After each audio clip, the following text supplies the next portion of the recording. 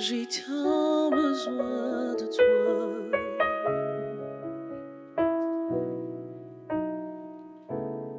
Et moi,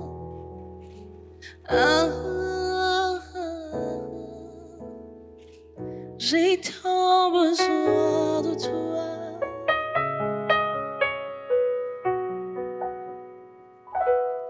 Et moi,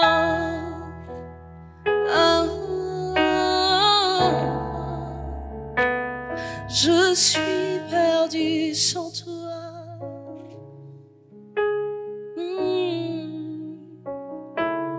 Et moi,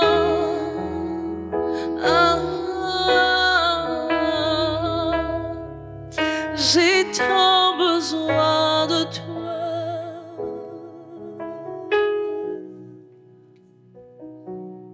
Et moi,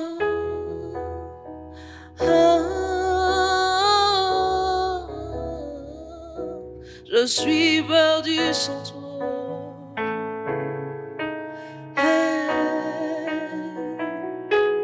Sans toi, je ne suis rien. Sans toi, je ne peux rien. Sans toi, je ne suis rien. Sans toi, je ne peux rien.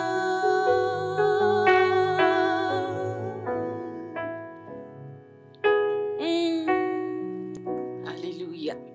Seigneur, c'est vrai que sans toi, nous ne pouvons rien. Sans toi, nous ne sommes rien, ô Dieu vivant. Tu es l'essence de nos vies, Papa. Quand tu es là, Père, tu nous conduis sur les chemins de nos destinées. Tu nous conduis dans la vérité, Papa. Et tu pouvais dire, Seigneur Jésus, avant de quitter cette terre, je ne vous laisserai pas orphelin.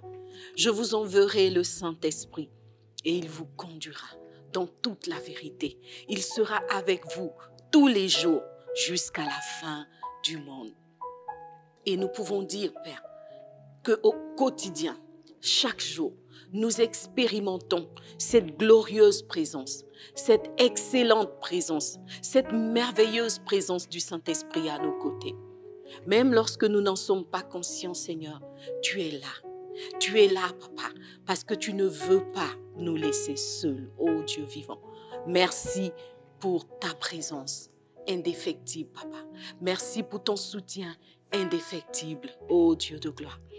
Et comme tu pouvais le dire dans ta parole, Papa, de la même façon que tu nous aimes et que tu es avec nous, tu nous exhortes à nous aimer les uns les autres et tu exhortes les conjoints à s'aimer, à se soutenir, à être ensemble pour faire le chemin qu'ils ont à faire ensemble. Le mariage, on a coutume de le dire, n'est pas une institution humaine. Celui qui nous a dit « il n'est pas bon que l'homme soit seul » est celui qui l'a créé.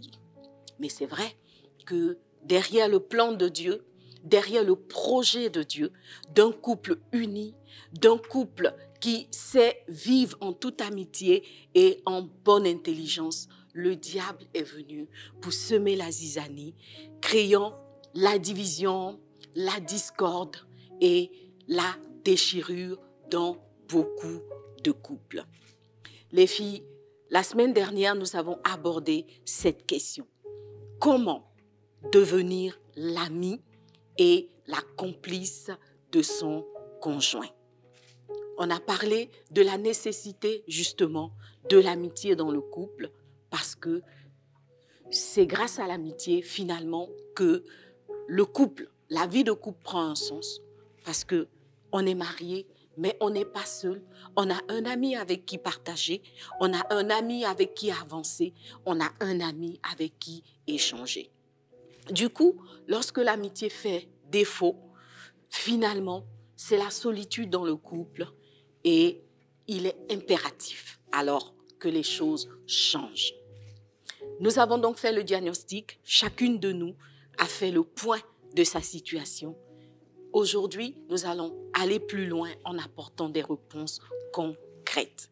Comment est-ce que, au stade où nous en sommes, nous pouvons devenir l'ami et la complice de notre couple? Ou alors, comment est-ce que nous pouvons ressusciter une amitié qui est en train de décliner, qui est en train de mourir. Il y a de l'espoir parce que avec la parole de Dieu, tout est encore possible et tout est possible dans la chambre des secrets. Bienvenue à toi, super femme, femme extraordinaire, super femme. En tout cas, tu es au bon endroit, au bon moment. Tu es à ton rendez-vous de la chambre des secrets. On est ensemble, comme on a l'habitude de le dire. Et parce que tu es justement cette femme extraordinaire et que tu es une source de bénédiction, tu vas aussi inviter d'autres sœurs. Tu vas partager ce lien. Tu vas inviter d'autres sœurs. Et puis, tu vas saluer dans le chat toutes les sœurs qui sont en ligne parce que nous formons désormais une merveilleuse famille en Christ. Donc, tu n'es pas seul. Déjà, le Seigneur est ton ami. Les sœurs de la chambre des secrets sont tes amies. Et puis, je crois aussi que par la grâce de Dieu, l'amitié entre ton conjoint et toi, ou ton futur conjoint et toi, sera plus dure que le ciment. Le béton même sera petit.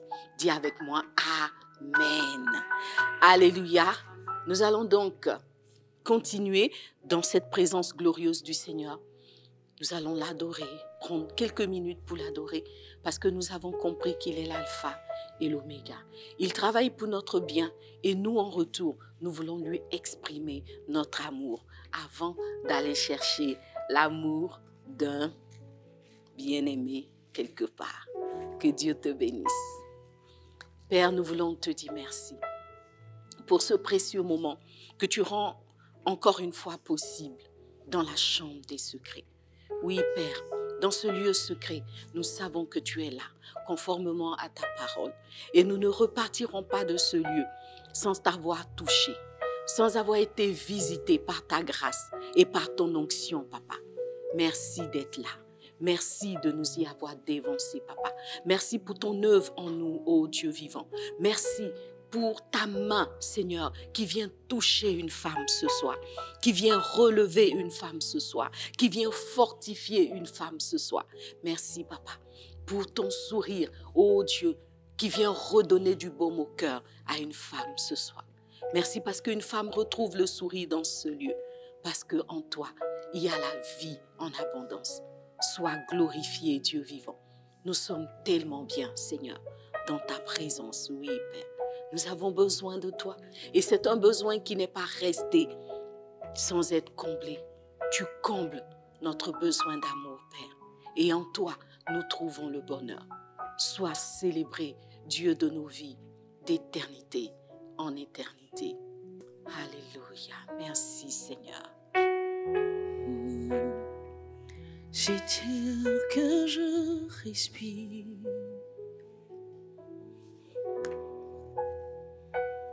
C'est tel que je respire.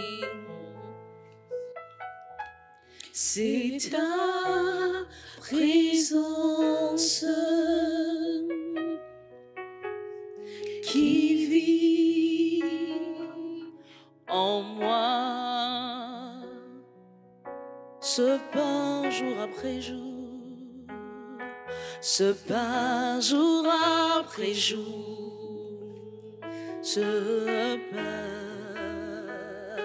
Ce pain jour après jour, c'est ta parole, c'est ta parole, donnée pour moi, donnée pour moi. On va le dire encore, c'est air que je respire chaque jour. C'est air que je respire. Alléluia. C'est air que je respire. C'est ta présence. C'est ta présence qui vit en moi, qui vit en moi. Et ce pain jour après jour, ce pain jour après jour. Alléluia, ce pain, ce pain, ce pain jour après jour. C'est ta parole, Seigneur, c'est ta parole. Donnez pour moi, donnez pour moi, et moi, et moi. Ah, j'ai tant besoin de toi, j'ai tant besoin de toi.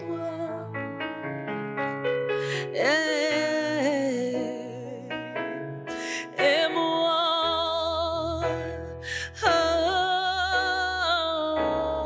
je suis perdu sans toi.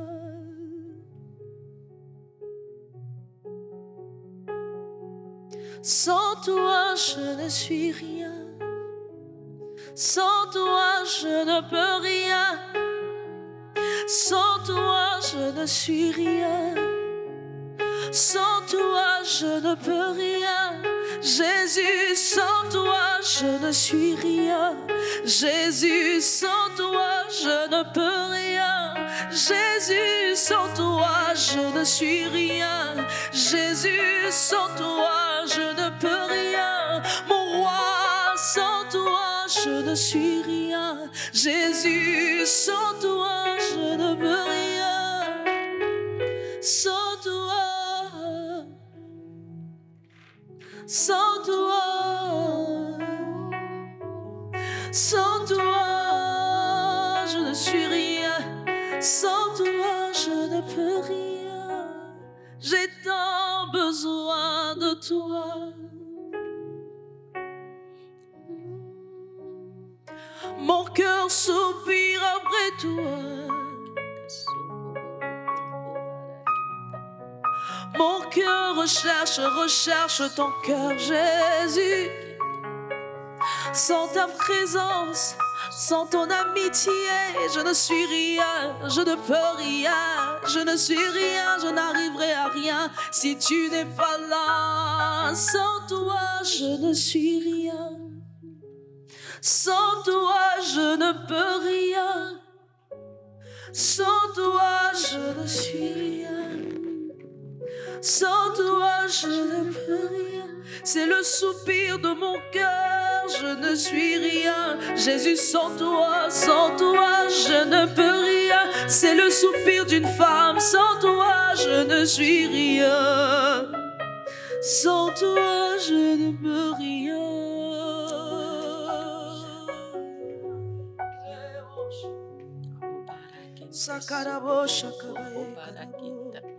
Tu es l'amour de mon cœur, Jésus. Tu es l'amour de ma vie, Jésus. Je veux rester dans tes bras d'amour. Là où se trouve cette paix qui n'a pas de fin. Là où se trouve la vie éternelle, éternelle. Jésus, je veux demeurer dans tes bras d'amour.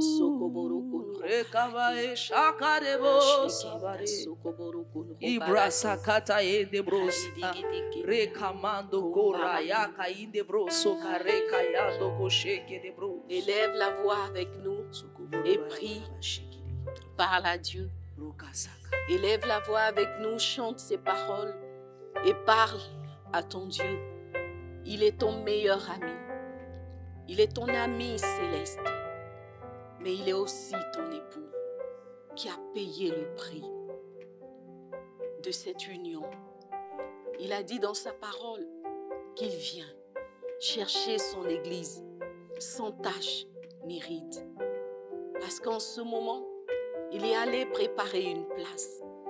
Et bientôt, il viendra pour t'emmener avec lui dans sa gloire définitive. Alléluia. Église du Seigneur, ton Dieu a payé le prix. Alléluia. Tout près de toi, contre ton cœur. Dis-le à l'époux fidèle. Tout près de toi, contre ton cœur, contre ton cœur. Tout près de toi, tout près de toi, contre ton cœur, tout près de toi, contre ton cœur, tout près de toi, contre ton cœur, Jésus, tout près de toi,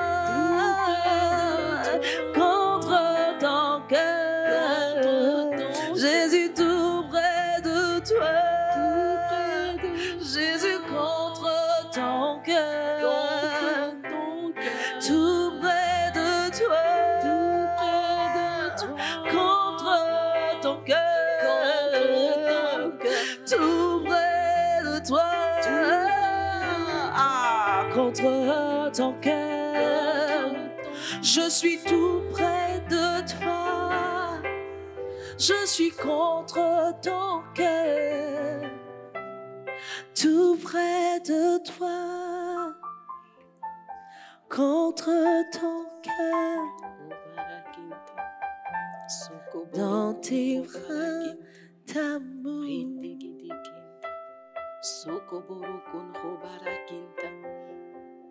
Vois ton Seigneur ce soir. Il t'ouvre les bras. Et tu as le droit. Tu as le droit de te jeter dans ses bras ce soir. Tu as le droit de te blottir contre son cœur, comme Jean l'avait fait. Aujourd'hui, cela est encore possible.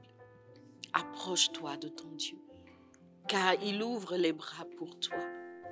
Il ouvre les bras pour toi. Peut-être que tu te sens fatigué, tu te sens épuisé.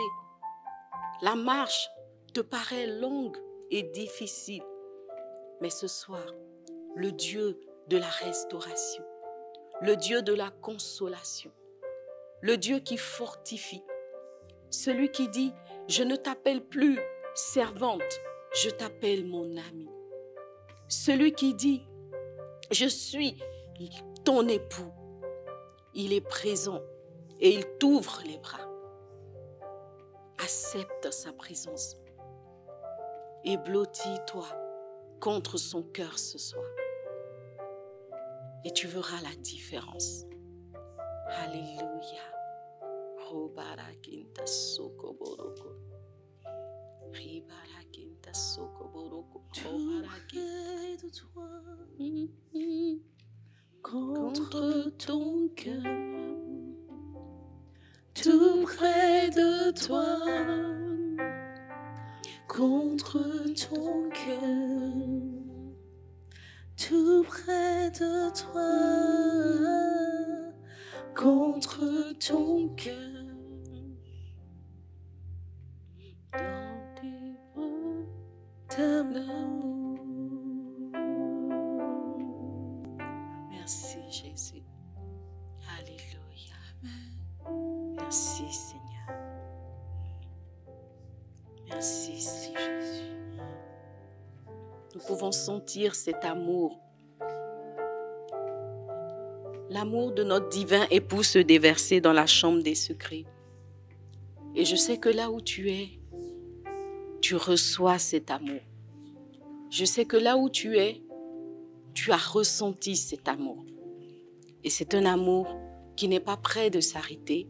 Parce que si tu lui fais de la place dans ton cœur, il a dit, je viendrai, je souperai avec toi, je marcherai avec toi, je vivrai avec toi. Et au quotidien, tu pourras vivre et profiter de cet amour et de cette amitié. Le Seigneur a dit, il est notre ami, mais il est aussi notre divin époux. Ce n'est pas moi qui le dis, c'est la parole de Dieu qui le dit. Christ est le modèle parfait. Mais sur la terre, il a aussi mis des modèles qui sont l'ombre des choses à venir. Et si lui, il est l'époux parfait, mais qui bâtit sa relation avec son épouse par l'amitié, alors les modèles terrestres sont aussi appelés à marcher selon le modèle divin. Tu comprends donc que lorsqu'on parle d'amitié dans le couple, on n'est pas en train de parler de quelque chose que Dieu n'a pas validé, mais on parle justement du modèle divin. L'ami qui devient l'époux. L'époux qui demeure l'ami. Voici ce que Dieu a prévu que ta relation avec ton conjoint soit. Et après le diagnostic que nous avons fait la semaine dernière, je crois que l'Esprit de Dieu est en marche dans ta vie, dans ta maison. Il est en marche dans cette saison pour que tu puisses expérimenter une amitié sans faille avec ton conjoint ou ton futur conjoint. Dis avec moi, Amen. Amen. Voilà, cela est ton partage. Alors, on a dit la semaine dernière que plusieurs couples sont des amis, Dieu merci, mais il y en a qui ne sont pas des amis. Ils ont privilégié la relation amoureuse ou ils ont privilégié la relation conjugale en se disant que l'amitié n'est pas sur ce terrain-là. Donc, on va avoir des conjoints qui ne sont pas amis, ils sont simplement un couple, ils sont simplement un mari, une femme, ils sont simplement des colocataires, en fait les membres, n'est-ce pas, d'un foyer, voilà, mais ils ne sont pas des amis. L'amitié est essentielle dans le couple, on l'a bien compris la semaine dernière. Et pour avoir été moi-même mariée depuis plus de 20 ans, je peux te garantir que lorsque l'amitié est dans le couple, on y vit une histoire merveilleuse. La relation est belle. La relation donne envie d'aller plus loin. La relation donne envie de continuer à tout donner pour cette relation. Je ne sais donc pas sur quelle base tu t'es marié, mais il est grand temps que l'amitié retrouve sa place dans ton couple. Je sais que souvent, on a tendance à dire que l'amitié est une relation à double sens. Cela signifie qu'on ne peut pas être ami avec quelqu'un par sa seule volonté. Et beaucoup de femmes évoquent cette raison pour ne pas aller conquérir l'amitié dans leur couple. Je t'assure que si tu es en couple avec cette personne, c'est qu'il y a de la place pour l'amitié. En fait, la place, elle est là. C'est juste que tu ne l'as pas encore occupée. C'est juste que tu ne l'as pas encore activée. Ou alors, tu es dans la situation de la personne qui avait gagné l'amitié, mais qui a fini par la perdre. Il n'y a pas de fatalité. C'est une amitié qui a existé, alors elle peut ressusciter. Parce que tant qu'une amitié a existé, comme on le dit, c'est une braise qui ne s'éteint jamais totalement. Il y a donc des restes et en t'appuyant sur ces restes-là, tu peux restaurer la relation amicale dans ton couple. Voilà, donc cette semaine, aujourd'hui, nous allons parler de comment est-ce que nous pouvons justement arriver à être les meilleurs amis de nos conjoints et finalement à aboutir sur la complicité. La complicité, c'est une autre étape de l'amitié. En vérité, on commence par l'amitié et on aboutit à la complicité. Une amitié bien établie, une amitié affermie va aboutir à une véritable complicité entre les amis, donc notamment entre les deux conjoints. Alors, comment est-ce que on peut développer l'amitié dans son couple? Il est important de prime abord de poser un préalable. Être l'ami de son couple, de son conjoint, ne signifie pas que le conjoint n'a pas le droit d'avoir d'autres amis. Parce que contrairement à l'amour qui se nourrit du caractère exclusif, l'amitié n'a pas besoin de l'exclusivité. Tu vois, tu n'as pas besoin d'être la seule amie de ton conjoint. Et lui n'a pas besoin que tu sois sa seule amie. Ce qu'il y a d'intéressant dans l'amitié, c'est justement sa largeur, sa capacité à embrasser plusieurs personnes. Donc, le terrain n'est pas limité. Tu vois, on est comme sur un terrain de football, il y a la place pour tout le monde. C'est ça que tu dois te dire d'abord. Je veux être l'ami de mon conjoint, mais je dois être consciente que notre amitié ne doit pas être une prison pour lui. Notre amitié ne doit pas l'empêcher d'avoir d'autres amis. Parce que, justement, l'amitié se nourrit de la pluralité. Comme quelqu'un dirait, plus il y a de fous, plus on s'amuse. Alléluia. Donc, le conjoint qui est ami avec toi va être bien en amitié avec toi, tout en ayant la liberté de développer d'autres amitiés. Et toi aussi, de ton côté, tu pourras avoir la liberté de développer d'autres amitiés. Étant entendu, bien sûr, que chaque amitié a sa place. Voilà. Chaque amitié a sa place dans la cour de la récréation. Que Dieu te bénisse. Nous allons commencer en lisant la parole de Dieu. Nous allons lire le Proverbe 17, verset 17.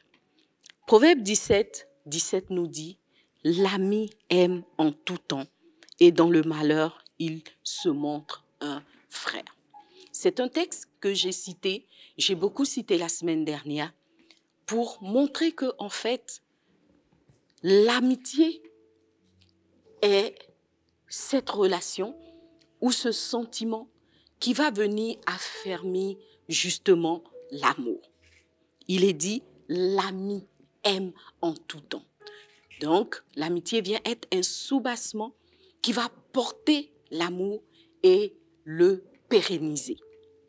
Mais quand il n'y a pas ce soubassement de l'amitié, l'amour va être exposé en quelque sorte et être soumis à des risques de flétrie. Voilà, l'amour va être soumis aux tempêtes, à beaucoup de choses. Et cet amour-là peut flétrir, peut mourir justement parce qu'il n'est pas protégé par l'amour. Ce qu'il y a d'intéressant aussi dans ce verset, c'est le fait que quand l'amitié est là, même dans les moments difficiles, il va s'exprimer. Il va s'exprimer. L'amour a des limites. Il y a beaucoup d'enseignements sur l'amour, particulièrement l'amour éros et l'amour philéo. Nous connaissons par exemple l'histoire de Absalom, qui était fou amoureux de sa sœur. Vous connaissez cette histoire. Mais dès qu'il a eu ce qu'il voulait en quelque sorte, dès qu'il a couché avec sa sœur Tamar, l'amour s'est brusquement arrêté. Pourquoi? Parce que Absalom avait de l'amour, passion pour sa sœur, mais derrière cet amour, il n'y avait pas d'amitié. L'amitié dans l'amour va être ce volet-là qui va rechercher constamment le bien de l'autre. J'aime l'autre, mais au-delà de l'amour, je suis son ami.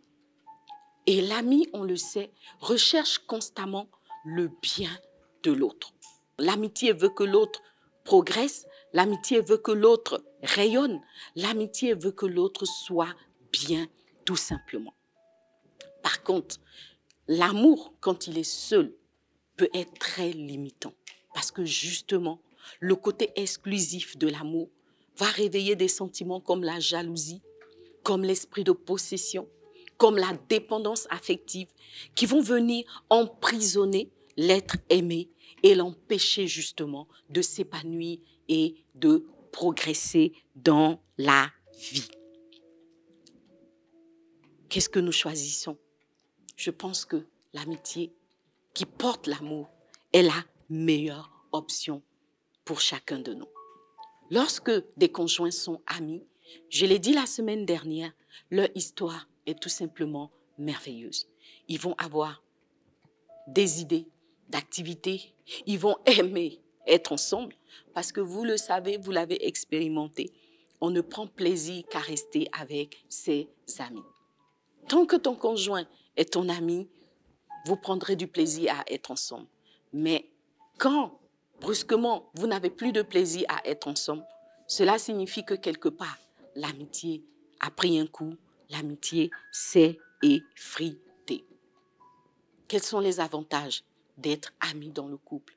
C'est que on se soutient mutuellement, on travaille à la promotion de l'autre, on n'a pratiquement pas de secrets l'un pour l'autre, mais on a plutôt des secrets ensemble.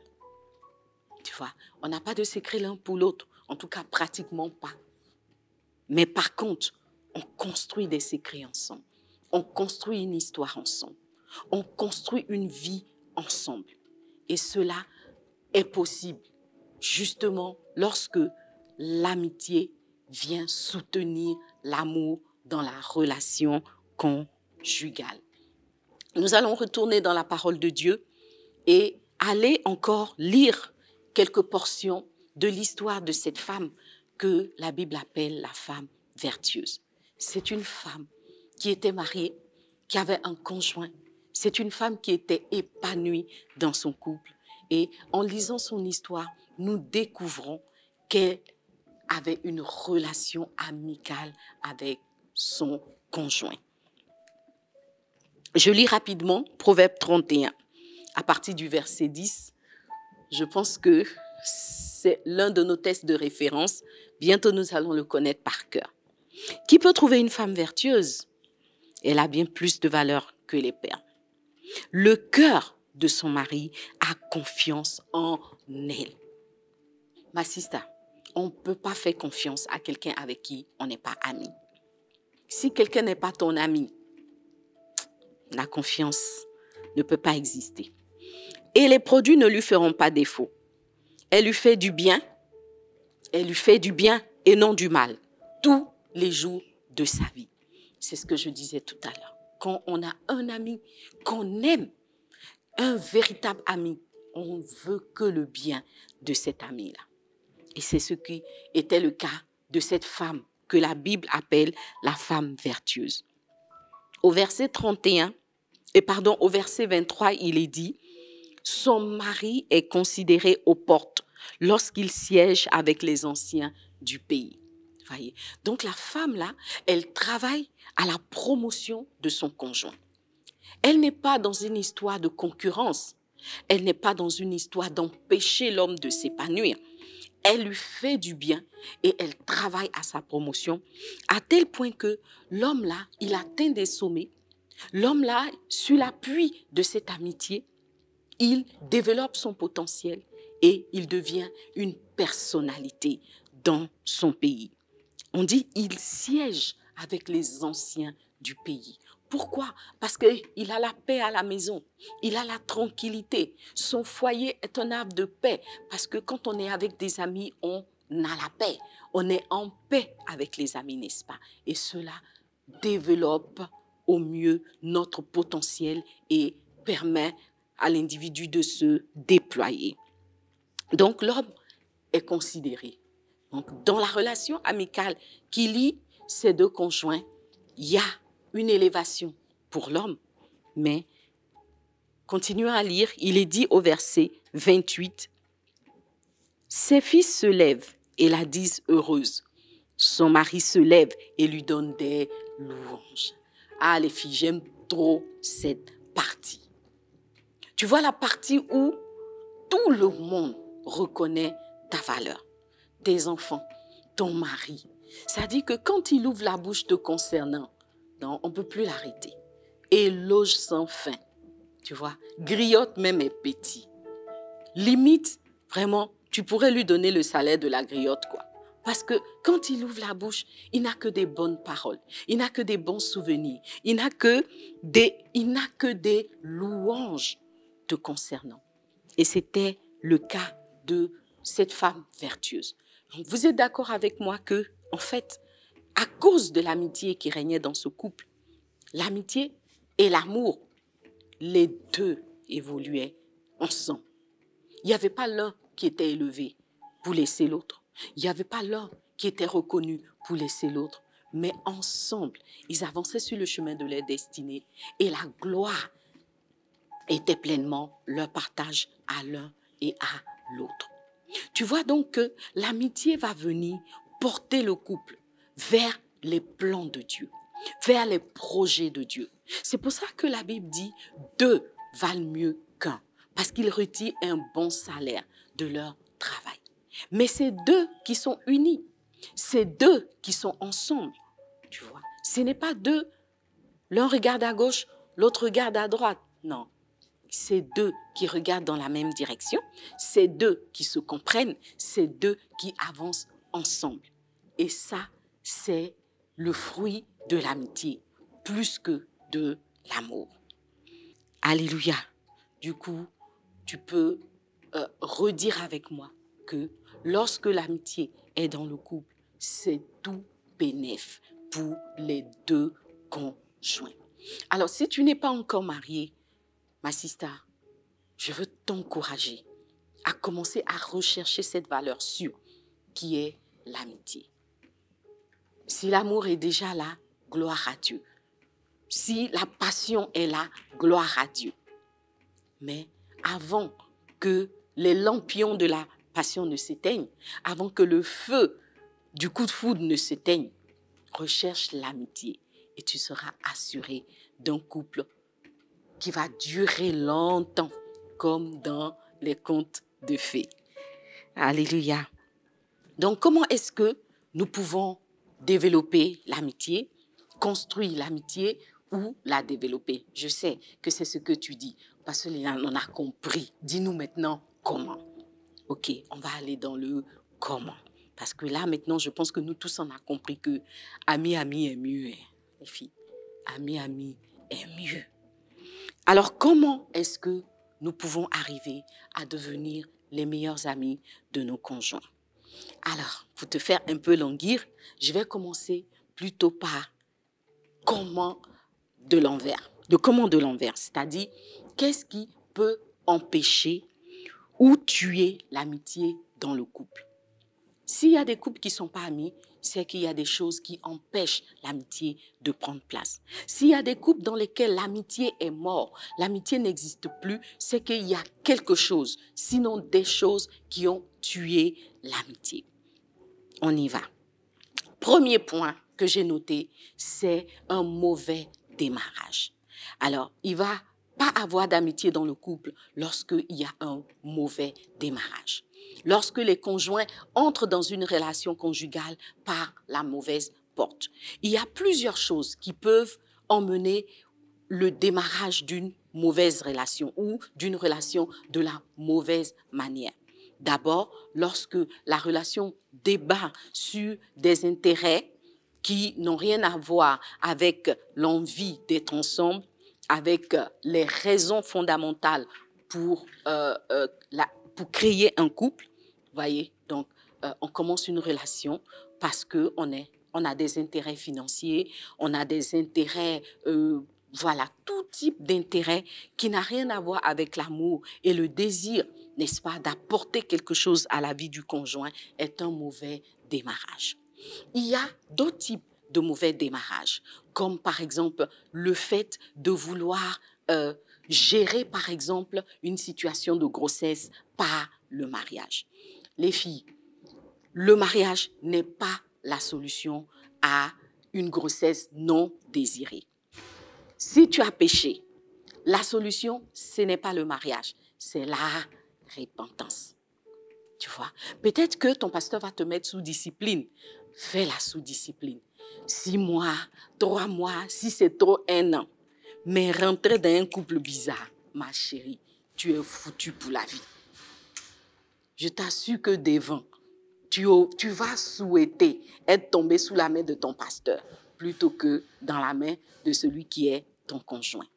Alors, il y a des personnes qui se marient pour de telles mauvaises raisons. Je me marie parce qu'on a chuté, je suis ensemble. Je sais dans ma tête, je sais pertinemment que ce n'est pas l'homme de ma vie. Ce n'est pas, en fait, même, ce n'est pas lui que je voulais épouser. Je sais que le gars, il n'est pas converti. Je sais qu'il n'est pas clair. Je sais.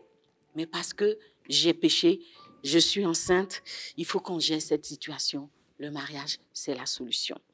Dis avec moi, mauvaise pioche. Mauvaise pioche. Tu vas regretter. Parce que quelque part, l'amitié ne va jamais exister entre vous. Puisque toi, tu vas toujours en vouloir à cet individu de t'avoir, entre guillemets, emprisonné dans une prison que toi-même tu as choisie. Et lui aussi, de son côté, il va toujours t'en vouloir de l'avoir, entre guillemets, piégé. Donc, c'est une mauvaise pioche, c'est un mauvais démarrage. Il y a d'autres personnes qui vont entrer dans une relation conjugale, d'autres filles, parce qu'elles veulent fuir l'environnement familial. Le père est trop dur, ou bien il y a la pauvreté dans la maison, on veut changer de cadre de vie, on veut changer de quartier, on veut plus avoir affaire à toute cette histoire. La solution, les filles, c'est pas le mariage. La solution, c'est pas le mariage. Il y a d'autres solutions pour sortir d'un environnement familial compliqué. Tu dois te déployer. Tu dois faire ressortir tes valeurs. Tu dois te battre pour réussir dans la vie. Le mariage n'est certainement pas la solution. Dis avec moi, mauvaise pioche, mauvais démarrage. Certes, tu vas quitter l'environnement que tu veux fuir, mais vers quoi est-ce que tu es en train d'aller? Vers qui est-ce que tu es en train d'aller te lier? Peut-être que tu seras marié, tu auras la bague au doigt, tu auras la maison, le salon climatisé, dans les beaux quartiers. Mais, dis avec moi, mais tu n'auras certainement pas l'amitié du conjoint. Parce qu'au fond, vous n'êtes pas des amis. Vous n'êtes pas des amis. Et quelque part, tu as eu ce que tu voulais. Lui, il va continuer sa route. Maintenant, toi, tu vas te débattre avec tes problèmes. Donc, attention à un mauvais démarrage. Le deuxième point, c'est les incompatibilités d'humeur et de caractère. Quand on n'arrive pas à concilier les caractères, quand on n'arrive pas à se comprendre, quand il y a des caractères qui sont trop forts, tous les deux, voyez, il y a impossibilité de bâtir une amitié dans le couple. Tu parles, je parle. Tu es fâché, je suis fâché. Tu sors, je sors. Tu es fou, je suis folle. Chérie, il n'y aura pas amitié. Il faut laisser tomber. Ce qui est sûr, ce sera maison de fou. Ça ne sera pas maison d'amis. Tu vois. Donc, quand les caractères sont trop forts, vous savez que lorsque un élastique est tendu, pour qu'il se détende, il y a une seule chose. Il faut que quelqu'un lâche. Il faut qu'il y ait un bout qui relâche la pression. Il faut qu'il y ait une personne qui accepte de descendre. Il faut qu'il y ait une personne qui accepte de s'adapter au caractère de l'autre. L'apôtre Paul pouvait dire, je pense l'apôtre Pierre, en 1 Pierre 3, il dit, lorsque tu es dans un couple compliqué, ne cherche pas trop de solutions. Un esprit doux et paisible, n'est-ce pas? Un caractère tranquille, posé, va régler la situation. Donc, les incompatibilités d'humeur et de caractère ne peuvent pas favoriser l'amitié dans le couple et on le sait. Le seul chemin que ça prend, c'est le chemin du divorce. Point 3, c'est les trahisons. Quand il y a trop de trahisons dans le couple, l'amitié ne peut pas exister. Les tromperies, les trahisons, les mensonges, tout ce qui est trahison, tout ce qui va se fonder sur la tromperie, le mensonge, etc. Quand l'un des conjoints ou tous les deux se sentent trahis, on ne peut pas bâtir une amitié. L'amitié ne se bâtit pas sur la trahison. Après la trahison, il va falloir chercher la réconciliation, il va falloir chercher le pardon. Mais en tout cas, de façon brute comme ça, la trahison va être en contre-productivité de l'amitié dans le couple. Donc, les conjoints qui aiment trahir l'autre, vous ne pouvez pas être des amis, ce n'est pas possible. Point 4, c'est le manque de respect. Je l'ai évoqué la semaine dernière. Dans un couple, il y a un élément essentiel qui est le respect mutuel. La Bible parle de la soumission de la femme. Donc, on met d'abord à la charge de la femme la valeur du respect. Il faut savoir qu'il y a une hiérarchie dans le couple. Que tu sois émancipé ou pas, Sista, que tu le veuilles ou pas, tous les hommes sont chefs dans le couple. Il faut essayer. Même si tu as le plus gros boulot de la terre, même si tu es Déborah, première ministre en Israël, même si tu es l'assistante directe du président de la République de ton pays, quand tu rentres à la maison, il y a un chef, c'est ton conjoint. Si tu as compris qu'il est chef, on peut parler d'amitié ensuite. Tu vois? Mais si il n'y a pas de respect, tu ne respectes pas l'homme, il n'y a pas de soumission, c'est égalité, il paye, je paye, il parle, je parle, il est puissant, je suis puissante, ou même je suis puissante, il est faible. Tu marches sur lui. Peut-être qu'il ne sait pas où habiter parce que c'est toi qui payes le loyer. Il ne sait pas ce qu'il va manger demain parce que c'est toi qui payes la popote. Mais amitié, il ne va pas te donner. Tu vois? Il va supporter. Il peut même rentrer dans sa coquille. Il peut se réfugier dans sa caverne éternelle. Tu ne le trouveras pas pour développer une amitié. Le manque de respect. Le manque de respect, parce que je ne respecte pas la position de l'homme, va venir en contre-productivité de l'amitié, va venir comme une opposition à l'amitié dans le couple. Il y a aussi le manque de respect dans les propos. Il y a beaucoup de femmes qui ont un langage qu'il ne faut juste pas entendre. Elles ne savent pas parler à leur conjoint. Tu vois, elles sont grossières. Elles vont l'insulter. Enfin, c'est de part et d'autre. Hein. C'est-à-dire que si vous vivez avec un conjoint qui n'a que des paroles négatives à votre endroit, vous-même, vous n'allez pas lui donner votre amitié. Du genre, oh, tu es trop maigre. Pourquoi tu es grosse comme ça? Pourquoi ton visage est rempli de boutons? Mais tu fais quoi même et puis tu es noire comme ça? Tu fais quoi même et puis tu mets quoi? C'est quel produit que tu mets et puis tu deviens blanche comme ça? C'est quelle blanche? Voilà. Tu vois, en fait, chaque fois que la parole va venir heurter l'un des conjoints du couple, c'est un de moins. C'est moins un, si tu veux, sur le capital amitié. Parce qu'on n'est pas amis avec quelqu'un qui ne nous valorise pas. On n'est pas amis avec quelqu'un qui ne sait pas nous parler. On n'est pas amis avec quelqu'un qui ne connaît pas notre valeur. C'est vrai dehors, c'est vrai aussi dedans. Même si vous avez la bague, même si vous avez signé les papiers du maire, qu'il n'y a pas de respect dans le couple, il n'y aura pas d'amitié. Vous serez monsieur, madame, mais amitié, Alors il faut avoir du respect pour le conjoint, de part et d'autre. Point 5, le manque de douceur et de souplesse. Le manque de douceur et de souplesse. Si vous êtes une femme dure, Sista, si tu es trop dure, tu suis la vie du frère, tu suis sa vie. C'est-à-dire que quand il est dehors, le vent le souffle. Mais quand il rentre ça dit que rentrer à la maison, c'est une équation mathématique pour lui. Parce que qui est-ce qu'il va trouver à la maison? Il arrive, il n'y a pas le sourire, ton visage est gai comme ça quand il arrive. Genre, tu es Thatcher. Je ne sais pas si cette génération, vous connaissez Margaret Thatcher. Mais avant, là, les moments qui étaient trop durs, on les appelait Thatcher, la dame de fer. Va chercher qui c'est. Si tu es Thatcher dans ton foyer, si tu veux te jouer les femmes dures, tu ne peux pas développer une amitié avec ton conjoint. Parce que beaucoup d'hommes ne parlent pas, parce qu'ils ne veulent pas créer, comment dire ça, ils ne veulent pas soulever des conflits. Mais il n'y a aucun homme qui supporte la dureté d'une femme, tu vois. Donc, toutes les femmes qui sont trop dures, qui sont sur la vie de leur conjoint, conseillent du matin jusqu'au soir, réprimandent du matin jusqu'au soir, reprochent du lundi au lundi.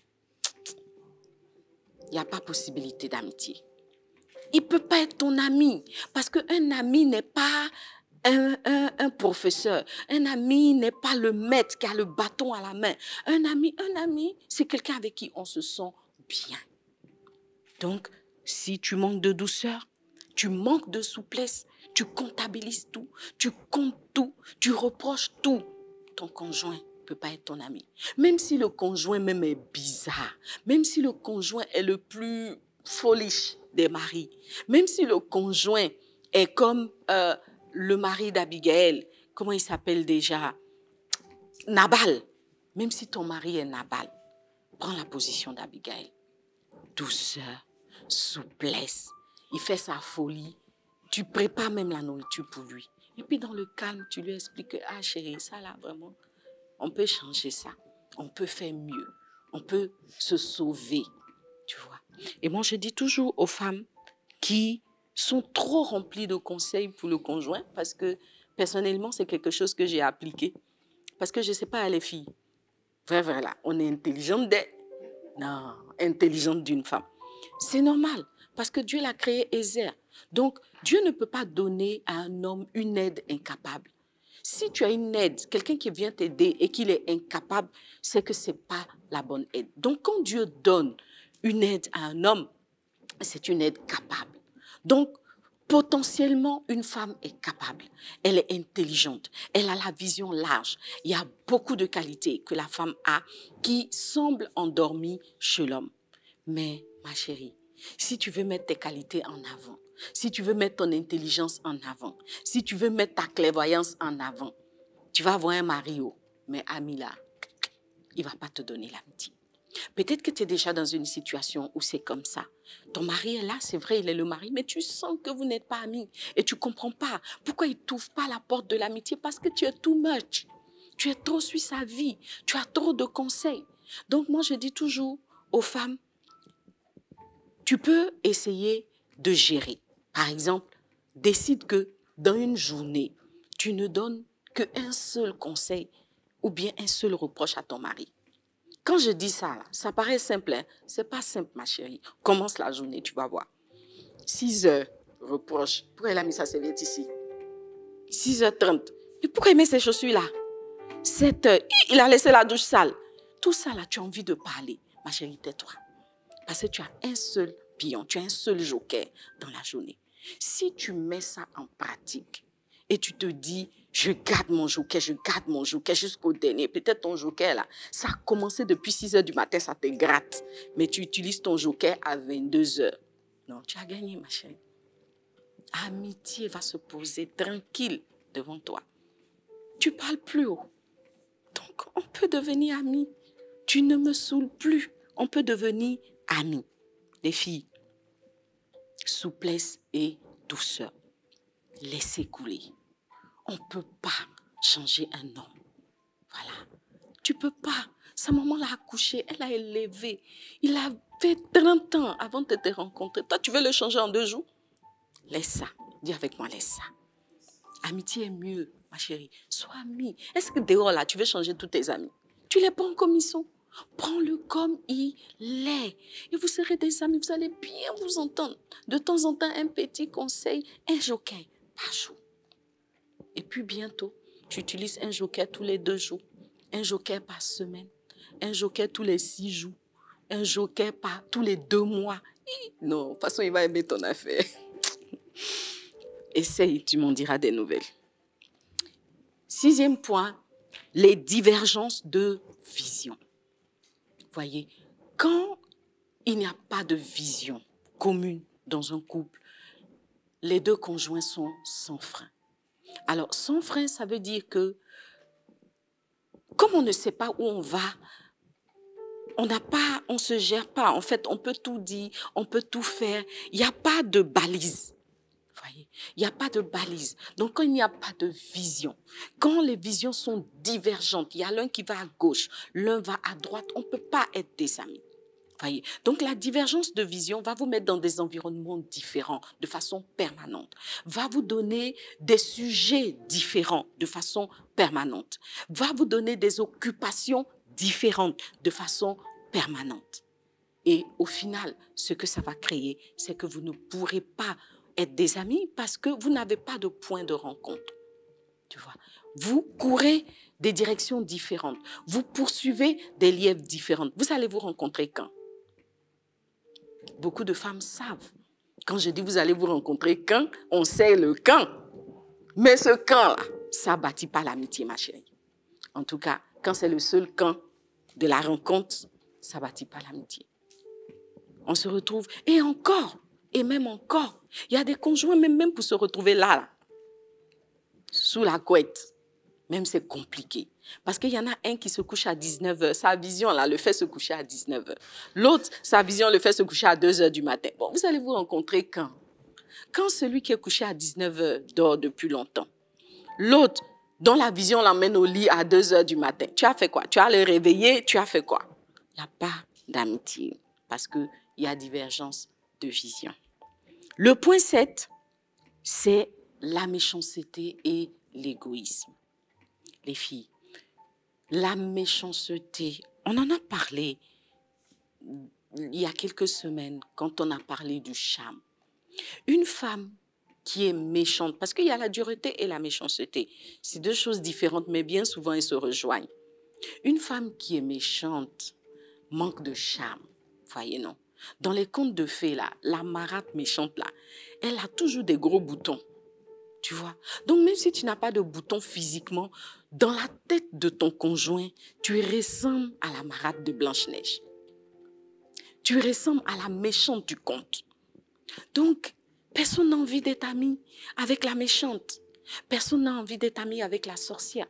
Donc, il y a des femmes qui sont méchantes. Ça ne va même pas ensemble. Ça dit ça ne matche pas avec la nature féminine. Voyez? Donc, une femme méchante manque de charme et elle ne peut pas développer d'amitié avec son conjoint. Il a juste envie d'être loin. Il a juste envie de prendre le large. Il a juste envie d'être ailleurs, d'avoir d'autres amis, tu vois. Et avec la méchante, il va essayer d'avoir juste le strict minimum de relations parce qu'ils sont ensemble. Donc, c'est un ensemble même qui est suspendu. Il y a une épée de Damoclès sur cet ensemble. C'est un ensemble qu'on a envie de rompre. Le conjoint a envie de partir. Tu vois, donc la méchanceté, genre tu es dû sur ton blé, tu ne veux pas partager ton argent. Un jour, il y a un frère qui a dit, il réglait un problème de couple avec le pasteur. Et le pasteur lui dit, qu'est-ce qui ne va pas, frère? On règle ça. Tu sais ce que le frère dit? Il dit, non, elle est trop méchante, elle ne lâche pas le blé. Les filles ne pouvaient pas rire. Hein? Il attend l'argent de sa femme. Bon, peu importe, c'est que si vous êtes mariés, donc lâche le blé. Même si tu ne lâches pas tout, lâche un peu quand même. La méchanceté, là, ça n'envoie pas au paradis. Et ça ne bâtit pas l'amitié. Donc, pas de méchanceté et pas d'égoïsme. Donc, l'égoïsme aussi va freiner l'amitié. En général, on va retrouver l'égoïsme plus chez les hommes. Si vous avez un mari égoïste, vous vous rendrez compte que vous n'avez juste pas envie d'être son ami. Il est égoïste. Il ne pense qu'à lui, du matin au soir. Lui. Il n'y a pas de place pour toi dans sa vie. Tu vas chercher l'amitié ailleurs. Tu vois? Parce que justement, l'amitié se nourrit du partage. L'amitié se nourrit du fait qu'on prend l'autre en compte. On a envie que l'autre compte dans sa vie. On a une place pour l'autre dans sa vie. Donc, quand l'un des conjoints est égoïste, l'amitié ne peut pas prendre place. Et puis, il y a un 8e point, le manque de communication. Alors, le point 8, c'est le manque de communication ou la mauvaise communication. Voyez, quand il n'y a pas de communication dans le couple, on ne peut pas développer d'amitié. Parce que une des caractéristiques des amis, c'est qu'ils se parlent. Justement, quand on est amis, là, la première chose qui caractérise les amis, c'est parler. Talk. On parle entre amis, on cause. Voyez, non, les after-work entre amis après le boulot, c'est pour rien d'autre que parler. On communique, on échange les nouvelles de la journée, qu'est-ce qu'on a fait, qu'est-ce qui a fonctionné, qu'est-ce qui n'a pas fonctionné, les anecdotes de la journée. C'est juste ça. Tu vois. Donc, quand on ne communique pas avec le conjoint, on ne peut pas développer l'amitié. Il y a des conjoints qui sont des carpes. Des carpes, c'est ça. En tout cas, ils ne parlent pas. Tu as déjà entendu la voix d'une carpe? Si tu n'as jamais entendu, tu as bien compris l'exemple. Il y a des conjoints qui sont comme ça. Ils ne disent pas « i », ils ne disent pas « oh ». Ce qui est sûr, on est dans la maison. On est là. Tu ne peux pas développer une amitié quand tu ne sais pas ce que l'autre pense, quand l'autre n'a rien à partager en termes de parole. C'est vrai que les hommes sont plus souvent silencieux que la femme. Mais un homme qui ne parle pas du tout ne peut pas devenir ton ami. Donc, si tu as un conjoint qui ne communique pas, c'est la raison pour laquelle tu te sens seul. C'est la raison pour laquelle vous n'êtes pas des amis. Donc, tu dois aller à la conquête de la communication. Tu dois essayer de trouver le chemin pour pouvoir communiquer avec le conjoint. De plus, la communication n'est pas forcément verbale. On peut communiquer d'autres façons. Mais des bons amis, c'est des personnes qui ont trouvé leur axe de communication et qui se comprennent. Donc, le manque de communication va empêcher l'amitié dans le couple. Et puis, il y a un autre souci avec la communication. La communication peut être faussée lorsque, justement, dans le couple, les conjoints veulent deviner ce que l'autre pense. Quand les conjoints pensent savoir ce qui se passe dans la tête de l'autre. Voilà un gros problème de communication. C'est un souci qui va créer un gros problème de communication dans le couple. Le conjoint n'a encore rien dit, mais déjà, j'imagine, j'anticipe ce qu'il va dire. Et bien souvent, ça crée des problèmes, ça crée des frustrations parce que justement, la communication est faussée puisque on ne laisse pas l'autre s'exprimer, mais on pense savoir ce qu'il a à dire. Donc, beaucoup de femmes, par exemple, vont être frustrées dans leur relation avec le conjoint, ne vont pas développer d'amitié avec le conjoint parce que dès qu'elles veulent exprimer quelque chose, tout de suite, le conjoint les coupe. Quand elles commencent, ah, oh, j'ai compris, oh, ok, oh, ouais, j'ai compris, oh, fais comme ça, fais comme ça, oh, non, non. Ouais. En fait, la femme ne peut pas s'exprimer parce que l'homme n'a pas envie de perdre du temps à l'écouter puisque les femmes sont taxées d'être trop bavardes. Comme il n'a pas le temps, il ne veut pas perdre son temps, il imagine, il veut deviner ce que la femme pense. Si vous lisez le livre de John Gray que j'ai là, Mars et Vénus font la paix, il explique clairement cette situation. En fait, il explique dans son ouvrage que il ne faut pas anticiper la communication dans un couple parce qu'au fond, tu ne peux pas savoir ce que la femme pense à l'avance. Ce n'est pas vrai. Tu vois? Pourquoi? Parce que souvent, au fond, la femme même, elle ne sait pas ce qu'elle pense. Donc, c'est en parlant qu'elle va découvrir sa pensée. Tu vois? C'est en parlant qu'elle va faire le tour de ses émotions. Donc, toi, elle n'a pas encore parlé, mais tu as déjà deviné ses émotions. Elle ne peut pas être ton amie. Parce qu'à coup sûr, tu vas te tromper. Quelqu'un même qui n'a pas encore compris ses émotions, toi, tu prétends les comprendre avant elle. Tu vas faire fausse route constamment. Donc, quand un homme ne laisse pas sa femme s'exprimer, ne laisse pas la femme dire ce qu'elle ressent, ce qu'elle vit, pour qu'ensemble, ils découvrent la situation et comprennent ce qui se passe, alors ça va être un homme qui va créer de la frustration constamment chez sa femme et elle ne va pas voir en lui un ami. C'est une chose à régler. Les femmes, par contre, elles ne vont pas en tant que telles deviner la pensée de l'homme, mais elles vont interpréter de façon hâtive le comportement de l'homme. Alors, la femme, elle va se dire, il est arrivé en retard, c'est qu'il n'a pas envie d'être avec moi. Il est silencieux, c'est que j'ai les nerfs. Il n'a pas mangé. Où est-ce qu'il est passé avant d'arriver ici? Le gars n'a pas faim, c'est tout. Tu vois? Il est passé chez sa maman ce midi.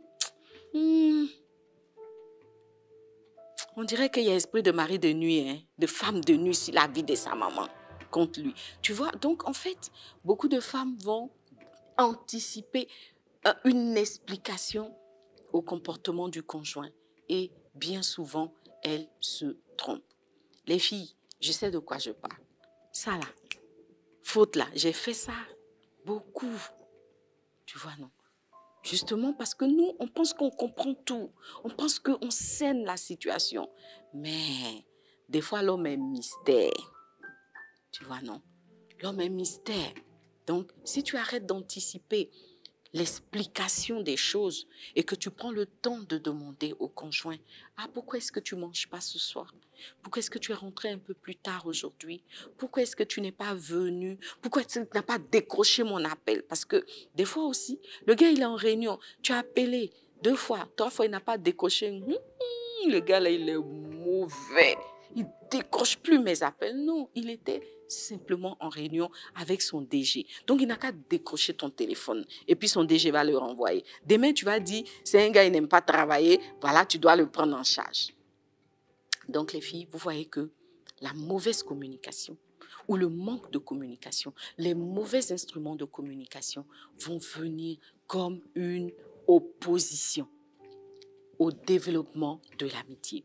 Il y a des personnes qui étaient amies, mais qui justement parce que tous ces éléments que je viens de citer ont commencé à prendre place dans le couple, vont finir par perdre la valeur de l'amitié et l'amitié va mourir dans le couple parce qu'il est soumis à tous ces points que je viens d'énoncer. Des fois, ce n'est pas tous, mais un seul suffit à ce que l'amitié soit à mal entre les conjoints.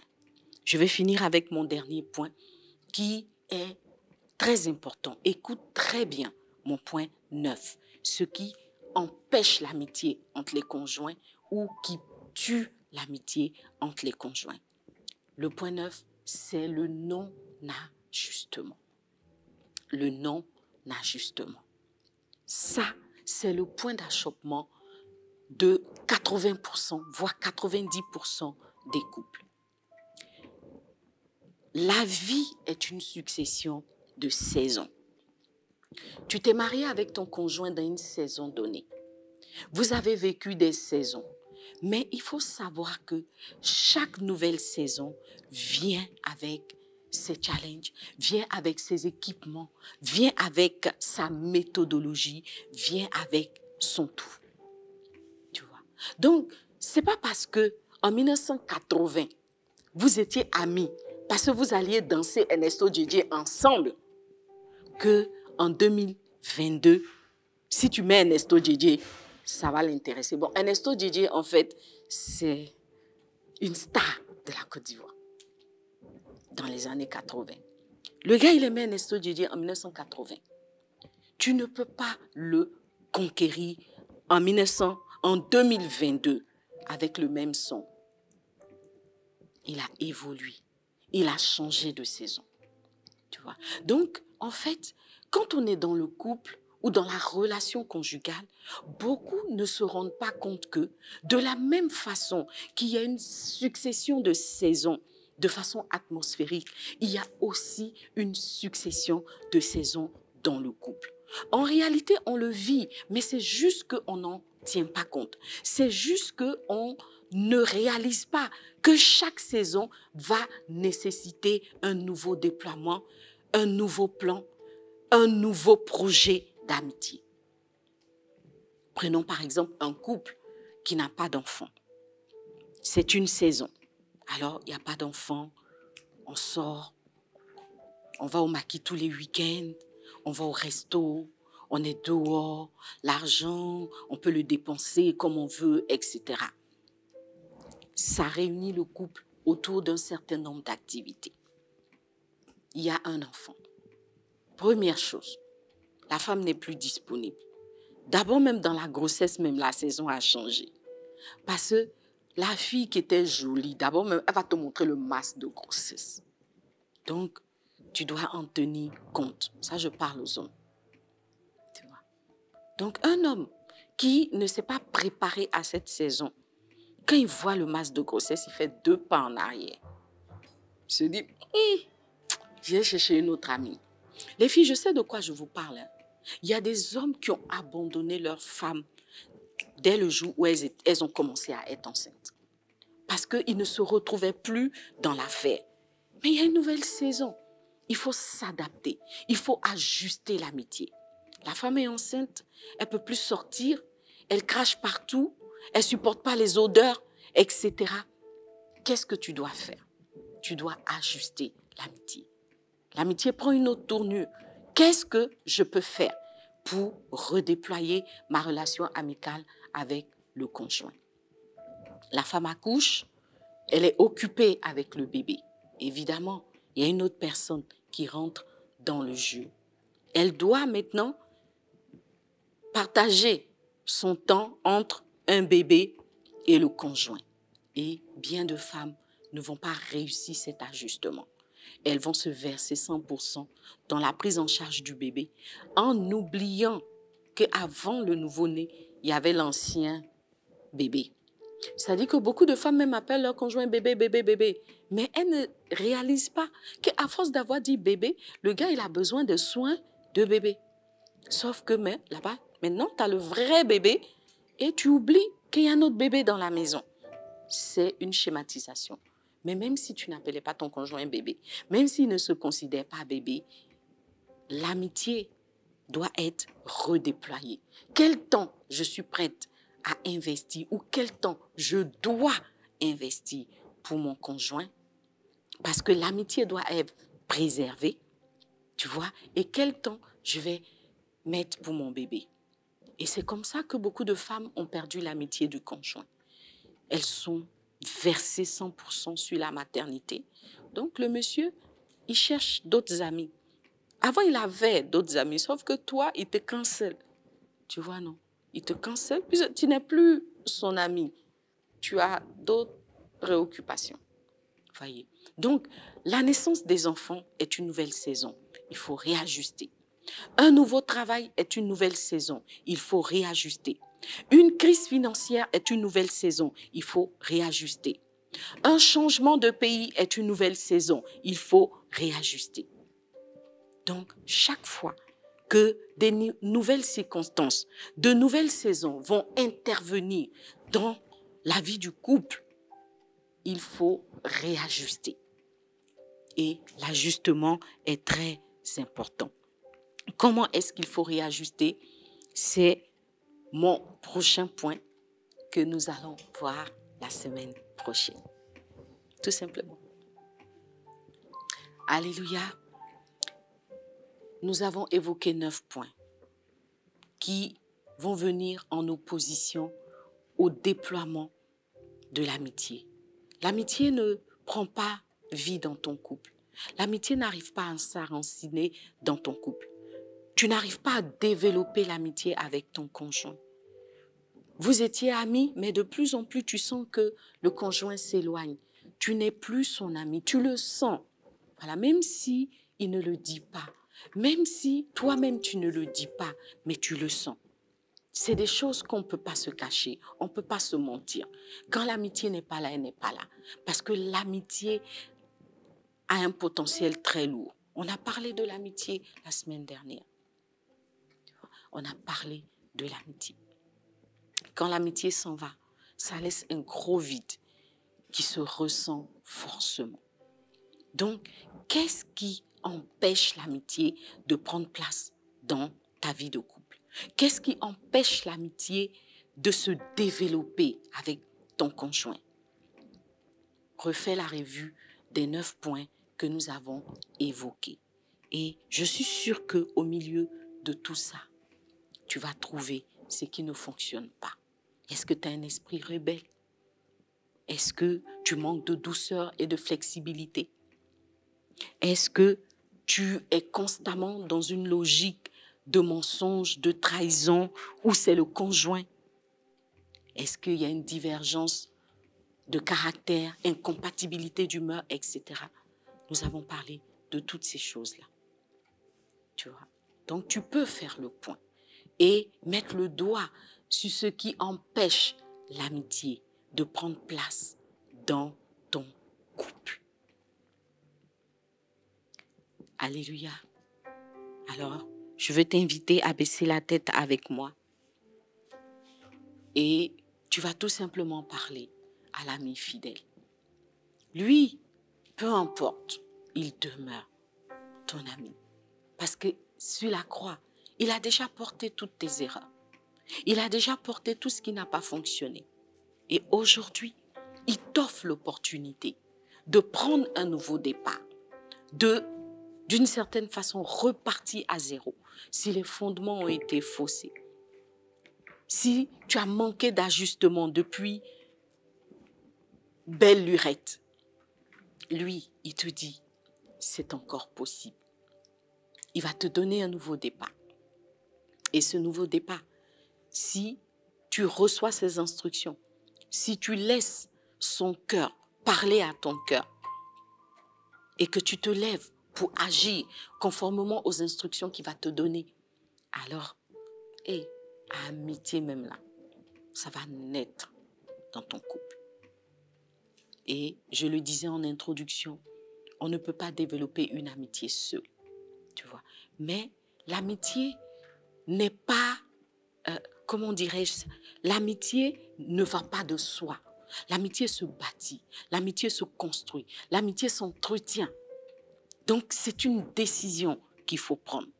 Je décide de devenir l'ami de mon conjoint. Et comme moi, je vais me mettre en mouvement, comme l'apôtre Pierre l'a dit, forcément, il y aura effet boule de neige et l'autre sera contaminé.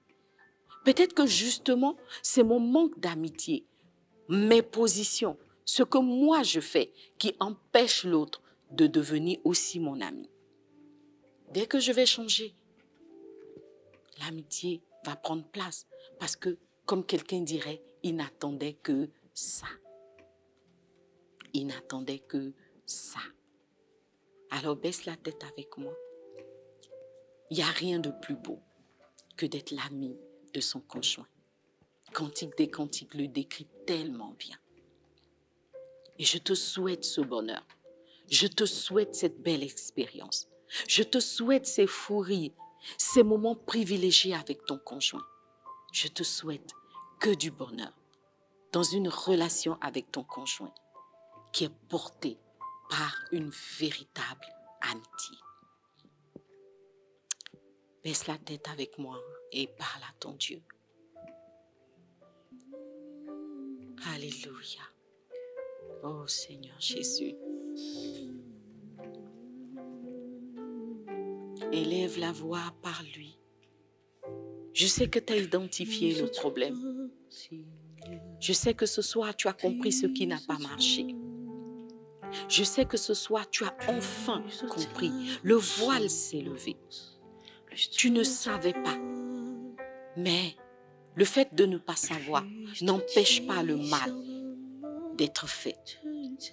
La parole de Dieu nous dit, faute de connaissance, mon peuple périt.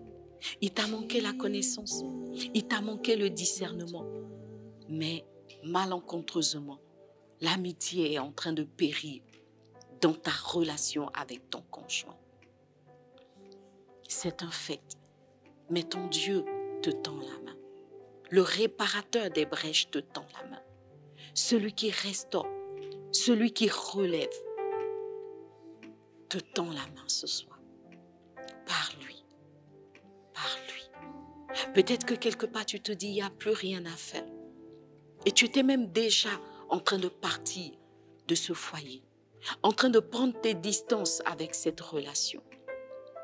Peut-être qu'effectivement, la distance permettra à la colère, aux ardeurs de se calmer. Et tranquillement, tu reprendras cette capsule de secret de femme. Et tu iras à nouveau à la conquête ou à la reconquête de l'amitié de ton conjoint ou futur conjoint. Plus de toi, Seigneur, plus de toi, plus de ta ressemblance, plus de toi. Parle à Dieu, parle à Dieu. Plus de discernement de ta voix, de ta volonté. Seigneur, plus de toi, plus de toi, plus de toi, Seigneur, plus de toi, plus de ta ressemblance, plus de toi, plus de discernement de ta voix, de ta volonté. Seigneur, plus de toi, de ta volonté, de ta volonté. Seigneur, plus de toi, de ta volonté, de ta volonté. Seigneur, plus de toi, de ta volonté, de ta volonté. Seigneur, plus de toi.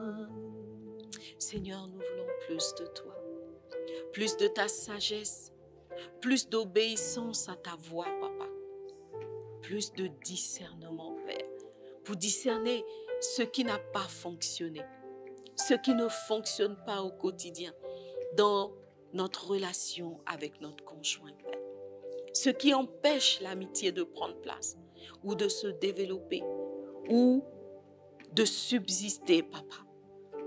Oui, Père, donne-nous le discernement.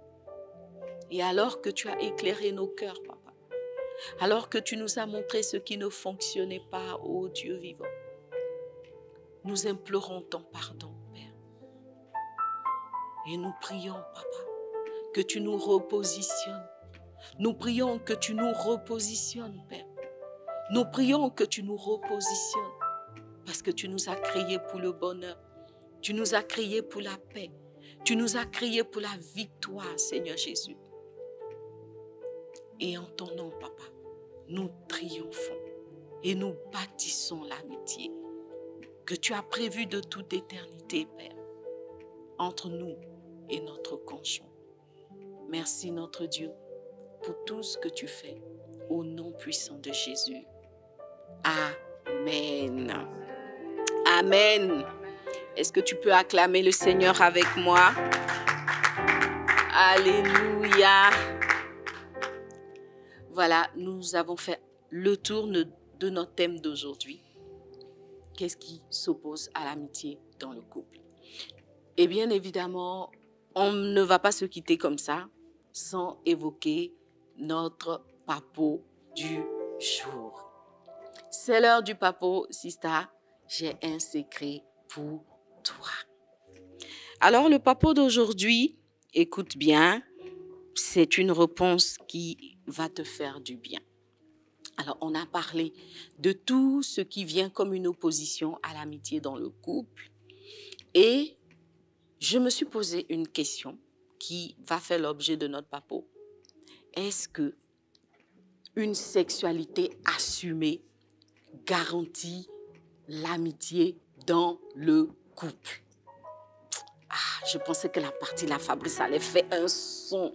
Vraiment, oh non, vraiment, il n'est pas connecté, ce gars. Il est trop jeune.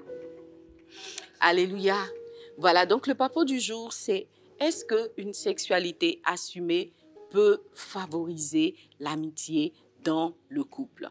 Une sexualité assumée, ça veut dire que, en tant que femme, j'assume ma sexualité, je mets la sexualité au cœur de ma relation avec le conjoint.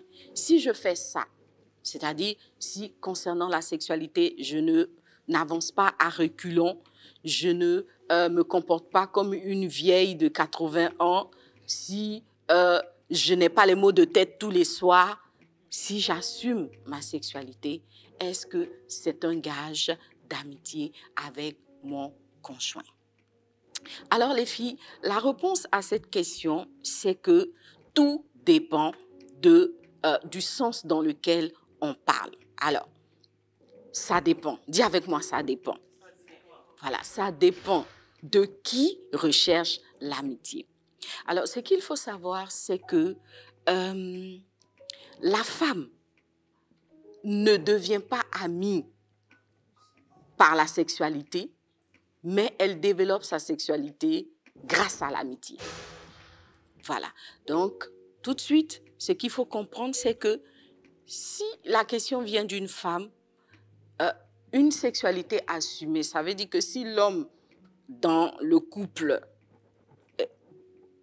est bien, quoi, tu vois, ça ne garantit pas forcément que la femme va se sentir amie du conjoint.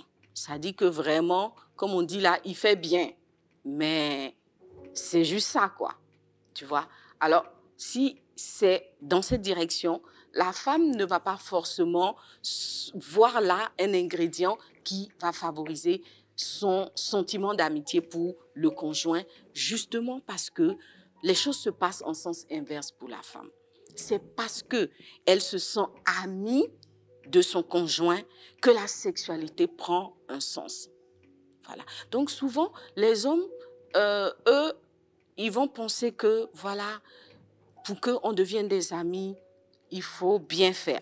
Donc, la femme ne va pas forcément se sentir en amitié avec un mari compétent sexuellement. Mais dans l'autre sens, ça fonctionne. Pourquoi? Parce que, justement, la sexualité est au cœur des désirs de la plupart des hommes.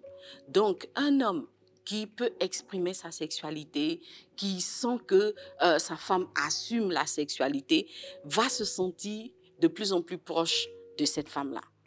Comme quelqu'un dirait, qu'est-ce que le capitaine veut de plus? Voyez? Donc, lorsque une femme assume sa sexualité, oui, il y a beaucoup de chances pour que son conjoint la mette dans la liste de ses amis. Tu vois? Parce qu'au fond, il se sent bien là et il se dit, ouais, vraiment, elle me fait du bien. Franchement, celle-là, c'est mon amie. Voyez? Donc, souvent, quand la sexualité n'est pas assumée par la femme, l'homme va avoir tendance, bon, il y a d'autres choses qui envoient les hommes dehors, mais en général, lorsque une femme assume la sexualité, l'homme est prêt à oublier tout le reste. Enfin, certains. Voilà.